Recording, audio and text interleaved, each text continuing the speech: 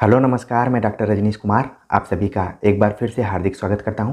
आज के video lecture में हम चर्चा करेंगे यूजीसी नेट दिसंबर 2021 और जून 2022 की होने वाली परीक्षा के संदर्भ में।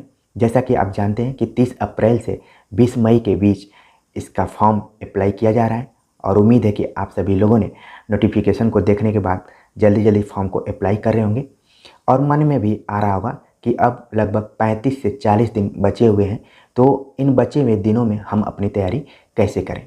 तो उसी टॉपिक को लेकर हम आप सभी के सामने उपस्थित हैं, जो कि आपके लिए एक बूस्टर डोज की तरह साबित हो सकता है।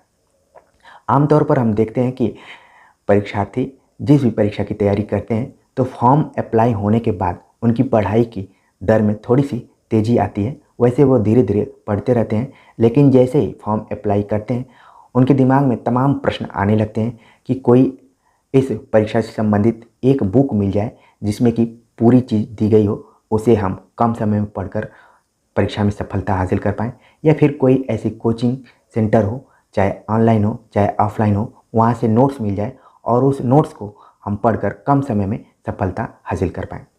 जब भी आप नेट जैसी परीक्षा में बैठते हैं तो आप जानते हैं कि इसमें दो तरीके के पेपर होते हैं, पेपर 1 और पेपर 2।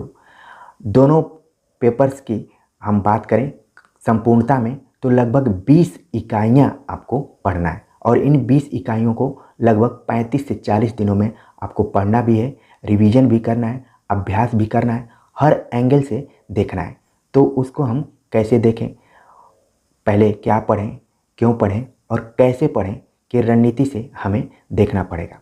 तो आज के वीडियो लेक्चर में हम पेपर 2 यानी कि हिंदी साहित्य के बारे में बातचीत करेंगे, क्योंकि इस चैनल से जितने भी बच्चे जुड़े हुए हैं हाल फिलहाल वो पेपर 2 को लेकर ही जुड़े हैं। पेपर 1 पर हमने वीडियो लेक्चर बनाए हैं, लेकिन अपेक्षाकृत कम बनाए हैं। हमारा फोकस अभी पेपर 2 पर ही है। तो पेपर 2 के बारे में ही हम बातचीत करेंगे कि इसको जो इसकी 10 इकाइयाँ हैं उनको 40 दिनों में हम कैसे कंप्लीट कर पाएँ। तो सबसे पहली बात यह है कि जब आप इस परीक्षा में बैठने जा रहे हैं तो आपके पास इस परीक्षा का जो सिलेबस है वो होना चाहिए, चाहे वो डाउनलोडेड फॉर्म में हो चाहे प्रिंट आउट फॉर्म में हो। आप अपने स्टडी रूम में, लैपटॉप इत्यादि में उसको सेव कर कर रखें। जब भी कन्फ्यूजन आपको क्रिएट हो तो सिलेबस देख लें। वैसे सिलेबस को प्रिंट आउट करके रखना चाहिए, उसको इस हिसाब से रखना चाहिए कि वो एक बुक है। सिलेबस जो है वो किसी भी बुक से कम नहीं है, क्योंकि वही आपके परीक्षा का एक रोड मैप है। आपको एक क्लियर विजन देता है कि आपको इस परीक्षा में किस दिशा में जाना है, कैसे जाना है।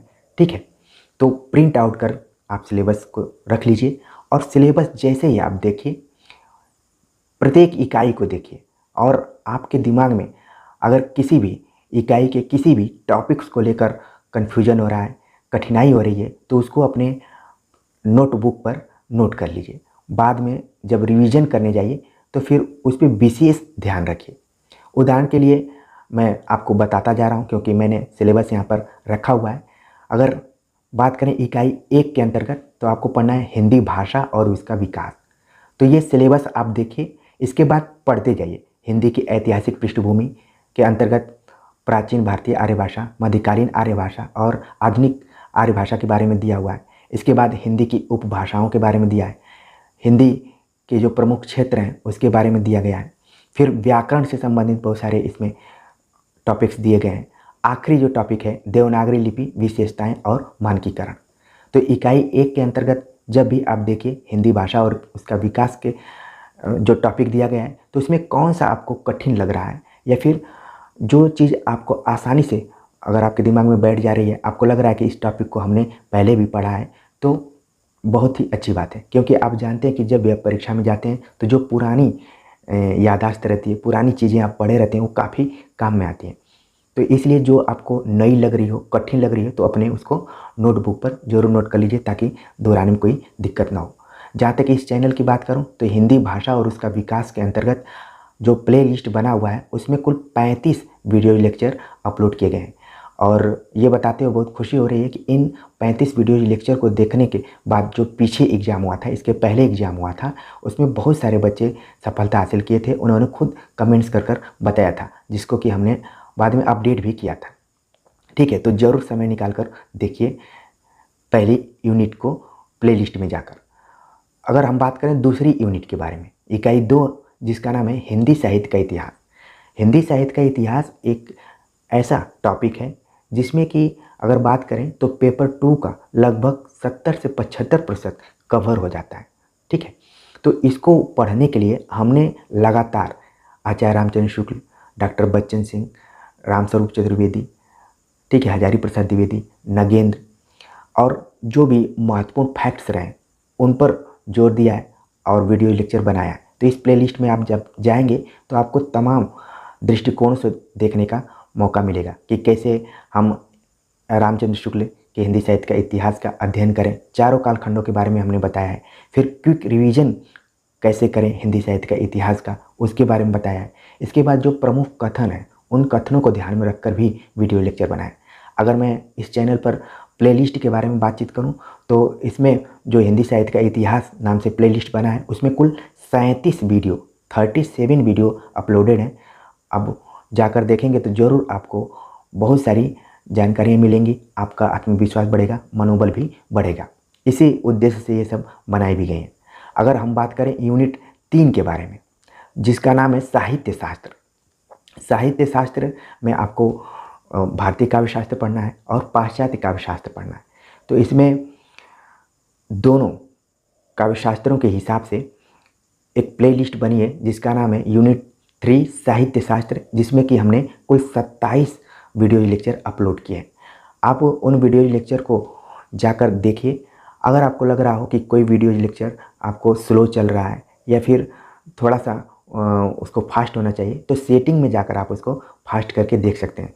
और मेरी कोशिश रहती है कि जितने भी लेक्चर्स हैं वो स्टोरी के रूप में आपके दिमाग में बैठते जाएं। आपको ज़्यादा मेहनत नहीं करना पड़ेगा क्योंकि मैं ये मान के चल रहा हूँ कि आप लोग ऑलरेडी इन सारे टॉपिक्स को पढ़ चुके होंगे, बस रिवीजन करना है। और जहाँ भी थोड़ी मोड़ी गाइडेंस की ज़रूरत है, बूस्टर की ज़रूरत है, वो आपके काम में ये सारे वीडियो लेक्चर आएंगे। ठीक है, तो साहित्य शास्त्र के अंतर्गत कुल हमने 27 वीडियोज अपलोड किए हैं। समय निकाल कर उनको भी देखिए। इकाई 4 जो कि बड़ा ही नया टॉपिक है, वैचारिक पृष्ठभूमि। ठीक है, इसमें भारतीय नवजागरण और स्वाधीनता आंदोलन की वैचारिक पृष्ठभूमि से लेकर जो नए विमर्श हैं उन विमर्शों पर आधारित वीडियो लेक्चर बनाए गए हैं। और यूनिट 4 के अंतर्गत वैचारिक पृष्ठभूमि जिसमें कुल 7 वीडियो लेक्चर आपको दिखाई पड़ेंगे। ठीक है, तो कम समय में आप इनको जाकर रिवीजन कर सकते हैं, स्पीड बढ़ाकर भी देख सकते हैं या फिर जहाँ पर लगे आप स्पीड स्लो करके नोट करते हुए जा सकते हैं। तो इकाई 4 हो गया। इकाई 5 के अंतर्गत हिंदी कविता पढ़ना है। और हिंदी कविता में जो प्लेलिस्ट बना हुआ है इसमें कुल 19 यानी कि 19 वीडियोज लेक्चर अपलोड किए गए हैं जो कि मुख्य कथनों के ऊपर हैं, कवियों के कालक्रम के अनुसार हैं, जीवन क्रम के अनुसार है, रचनाओं के जीवन क्रम के अनुसार हैं।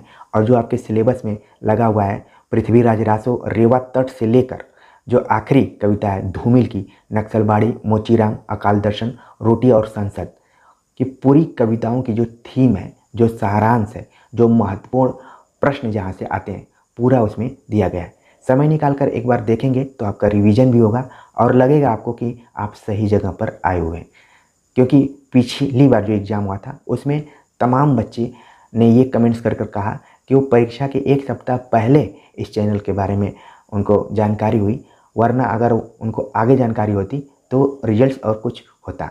जिसमें कि बहुत सारे बच्चे नेट भी हो गए, बहुत सारे बच्चे जीआरएफ भी हो गए। और मुझे ऐसी उम्मीद है कि इस बार जो बच्चे नेट हैं वो जीआरएफ के लिए प्रयास करेंगे और जो बच्चे नए हिसाब से जुड़े हुए हैं वो नेट और जीआरएफ दोनों के लिए तैयारी करेंगे। तो जिस मेहनत से वीडियो लेक्चर बनाएंगे उसी मेहनत से आप ज़रूर देखिए, आपको निश्चित तौर पर इसका फ़ायदा होगा। अगर हम बात करें इकाई 6 के बारे में जिसका नाम है हिंदी उपन्यास। हिंदी उपन्यास पे हमने जो प्लेलिस्ट बनाया है उसमें कुल 6 वीडियोज़ अपलोड की गई हैं। उसमें से 2 वीडियोज़ तो आप देखेंगे कि उसमें पूरा जो आपके पाठ्यक्रम में उपन्यास लगा हुआ है देवरानी जेठानी की कहानी से लेकर धरती धन अपना का सारांश दिया गया है, पात्रों का परिचय दिया गया है, प्रकाशन वर्ष दिया गया है और जो भी परीक्षा के दृष्टिकोण से महत्वपूर्ण टॉपिक्स हो सकते हैं उनको दिया गया है। तो ज़रूर एक बार देखिए मुझे पूरी उम्मीद है कि आपको पसंद आएगा। अगर इकाई 7 के बारे में हम चर्चा करें, जिसका टॉपिक है हिंदी कहानी। हिंदी कहानी को लेकर हमने कुल 8 प्लेलिस्ट 8 वीडियोज लेक्चर बनाए, इसका भी अलग से प्लेलिस्ट है। अच्छा, हिंदी कहानी जहाँ एक तरफ आपको थ्योरेटिकल मिलेगा, वहीं हमने लाइव क्लास के थ्रू इसको MCQ यानी कि वस्तुनिष्ठ प्रश्नों के आधार पर देखने की कोशिश की है, और ठीक एकदम नए पैटर्न के आधार पर, जैसे पिछले 2 सालों से UGC नेट में प्रश्न पूछे जा रहे हैं, उसी हिसाब से बनाने की कोशिश की। हिंदी कहानी का ज़रूर समय निकाल कर देखिए, वरना आपको बाद में ये न कहना पड़े कि इस चैनल पर हम बाद में आए या फिर मुझे बाद में इसकी जानकारी मिली। इसीलिए मैं जोर देकर आप लोगों को बता रहा हूँ। हिंदी कहानी में आप देखेंगे कि राजेंद्र बाला घोष से लेकर निर्मल वर्मा के जो परिंदे हैं, इस पर हमने थ्योरेटिकल 1 लाइनर भी बनाया है, और MCQ आधार पर भी हमने वीडियो लेक्चर बनाए हैं, तो ज़रूर देखिए।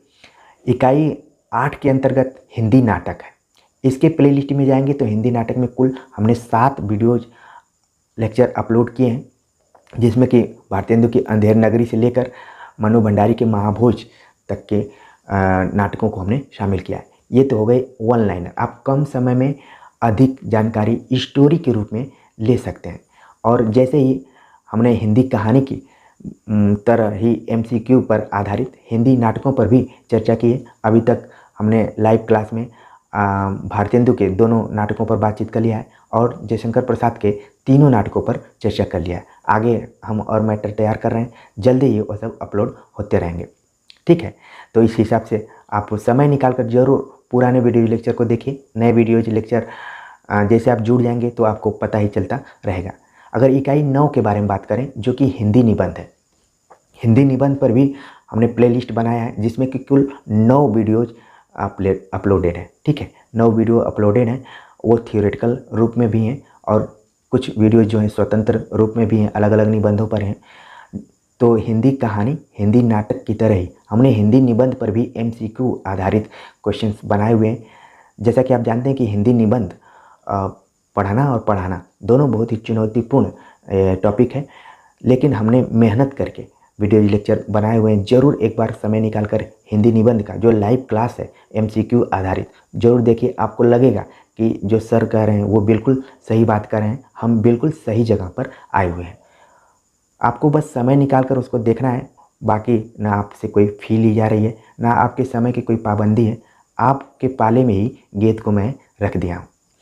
आखिरी इकाई 10 के बारे में बातचीत करें, जो कि आत्मकथा, जीवनी तथा अन्य गद्य विधाओं के ऊपर आधारित है। इस पर भी हमने वीडियो लेक्चर बनाया है, और कुल 4 इसमें वीडियोज अपलोड की गई हैं, और चारों जो वीडियोज हैं वो पूरे इस इकाई को उसमें कवर करने की कोशिश की गई है। तो इसको भी आप देखिए समय निकाल कर। आगे जितनी भी इकाइयाँ हैं सब पर MCQ आधारित प्रश्न बनाने की कोशिश की जा रही है, और आपके परीक्षा तक आखिरी दिन, कहा जाता है कि आखिरी दिन तक आपको योद्धा की तरह परीक्षा में लड़ाई लड़नी पड़ती है, तभी सफलता मिलेगी, वरना बीच में अगर मैदान छोड़कर चले आ जाए तो फिर मुश्किल हो सकती है। तो एक तरफ आप लोग 4 कदम बढ़ाइए और मैं 2 कदम बढ़ाता हूँ, तो इस तरीके से हम धीरे धीरे मंजिल के करीब आते जाएंगे। और निश्चित तौर पर आप एक दिन हमको कमेंट्स कर ज़रूर बताएंगे कि सर मेरा नेट हो गया, मेरा JRF हो गया, ठीक है। इसके बाद जब हम पूरे पाठ्यक्रम पर बातचीत कर लिए, तो हमने कोशिश की कि क्यों न एक ऐसी वीडियो बनाई जाए जिसमें संपूर्ण पाठ्यक्रम को एक बार रिवीजन कर लिया जाए। तो हमने स्पेशल करके एक प्लेलिस्ट बनाया है, जिसमें आपके हिंदी साहित्य यानी पेपर 2 के पाठ्यक्रम पर उसको कंप्लीट किया गया है। मतलब कि यूनिट 1 से लेकर यूनिट 10 तक को हमने रिवीजन करने की कोशिश की है। और ये बताते हुए मुझे काफ़ी अच्छा लग रहा है कि कुछ बच्चे मुझसे सामने से मिले, प्रत्यक्षता उनसे मुलाकात हुई, तो उन्होंने कहा कि जो आपकी संपूर्ण पाठ्यक्रम पर आधारित वीडियो थी, हमने आखिरी समय तक उसको देखा, यानी कि सेंटर तक पहुंचने से पहले उन्होंने इस वीडियो लेक्चर को देखा, और बहुत सारे प्रश्न उसमें से आए हुए थे। आप जानते हैं कि जब आप पूरा सिलेबस एक बार रिवीजन कर लेंगे, एक बार देख लेंगे, तो सिलेबस देखते ही आपके लगभग 20 से 30% तैयारी कंप्लीट हो जाती है। इसीलिए मैं बार बार जोर दे रहा हूँ कि इन 40 दिनों में आपको क्या करना है, कि अपने सिलेबस को बिल्कुल अपनी कापी किताबों के साथ रखना है। उसको बार बार देखते रहना है कि कौन सा टॉपिक हमारा बचा हुआ है, कौन सा टॉपिक हमने कवर कर लिया है।